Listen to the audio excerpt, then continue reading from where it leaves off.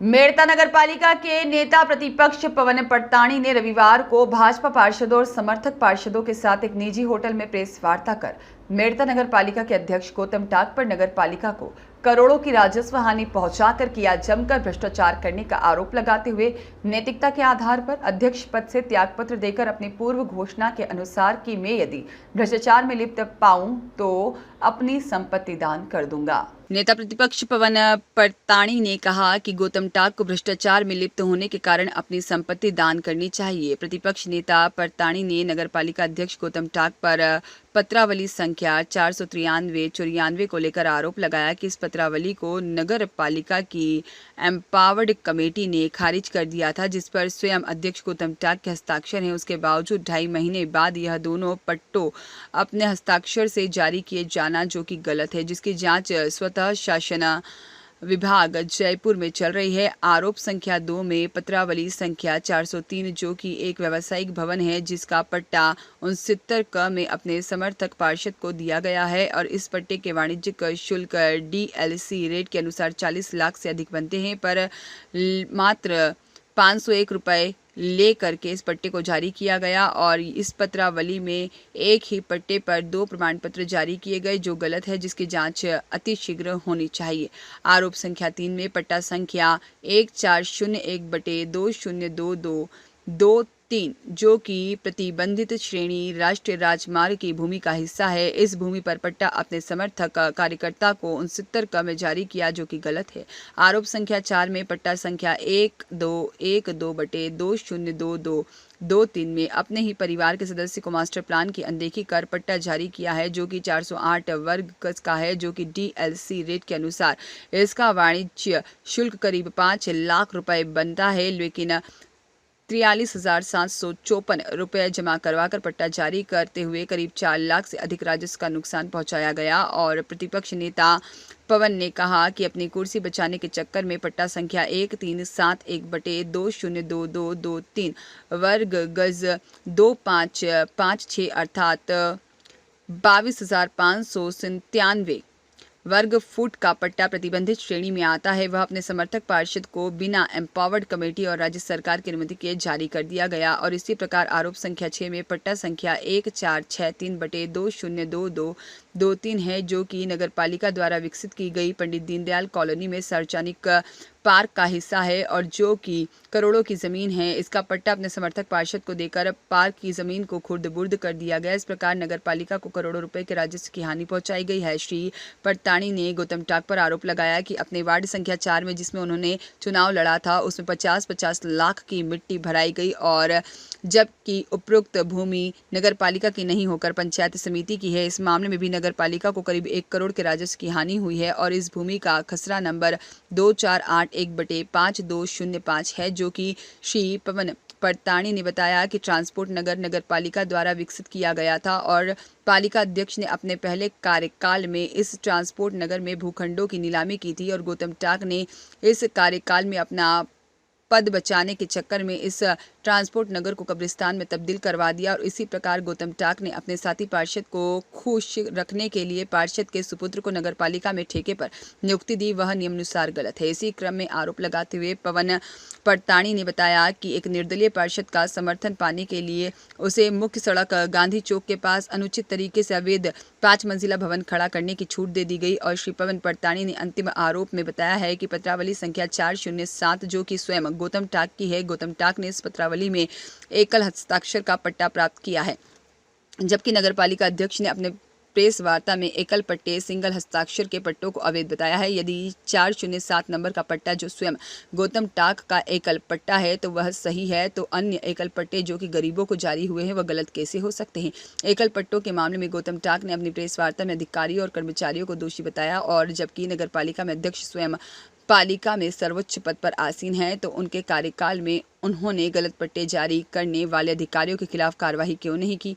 और अब जब स्वयं उन पर जांच की तलवार लटकी हुई है तब वे अपने बचाव के लिए झूठ का सहारा लेकर आमजन को दिग्भ्रमित कर रहे हैं। श्री पवन पड़ताणी ने बताया है कि 3 वर्ष 6 माह पूर्व प्रदेश में कांग्रेस के राज्य में मेड़ता नगर पालिका में कांग्रेस के बोर्ड का गठन होने पर अध्यक्ष के रूप में गौतम टाक ने शहर के लोगों को चंडीगढ़ के तर्ज पर यहाँ पर शमशान शहर में सीवरेज लाइन और स्टेडियम ऑडिटोरियम और साथ ही में कांची हाउस और शहर के मुख्य मार्गों पर लगने वाले सीसीटीवी कैमरे, कचरा निस्तारण प्लांट, सीवरेज ट्रीटमेंट प्लांट और कुंडल सरोवर पर बनने वाली चौपाटी, 200 फुट का घंटाघर और अलग अलग रोड पर बनने वाले द्वार, पिंक सिटी जयपुर की तर्ज पर संपूर्ण बाजारों को एक ही कलर में रंगना और आवारा सांडों और आवारा बंदरों के आतंक से मुक्त करवाने का आश्वासन दिया, जो आज तक पूरा नहीं हुआ। साथ ही में 40 साल पुरानी पानी की पाइपलाइन बदलवा कर पूरे शहर में अघोषित पानी का आपातकाल लगवाना,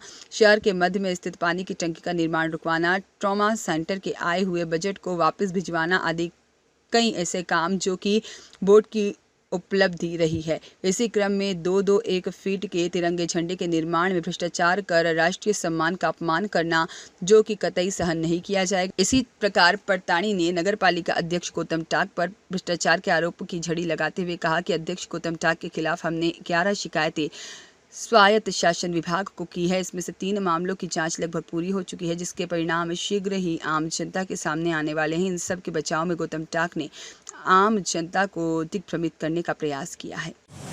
बार बार ये कहते हैं हमने कभी भी रुकवाने की कोशिश नहीं किसी योजना को। हमने कहा कि इस राशि की इतनी राशि इस जगह नहीं लग सकती, और परसों वही बजट 84 लाख से 68 लाख पर आ गया। माननीय चेयरमैन महोदय ने अपनी प्रेस वार्ता में उसका बजट 68 लाख बता दिया, जबकि आपकी ही प्रेस की सारी कटिंग्स मेरे पास उपलब्ध है, जिसमें 84 लाख रुपए में झंडा लगा। उसके बाद 5 बार जो उसकी साइज थी उसके साथ छेड़छाड़ करके कटने फटने पर उतारा गया।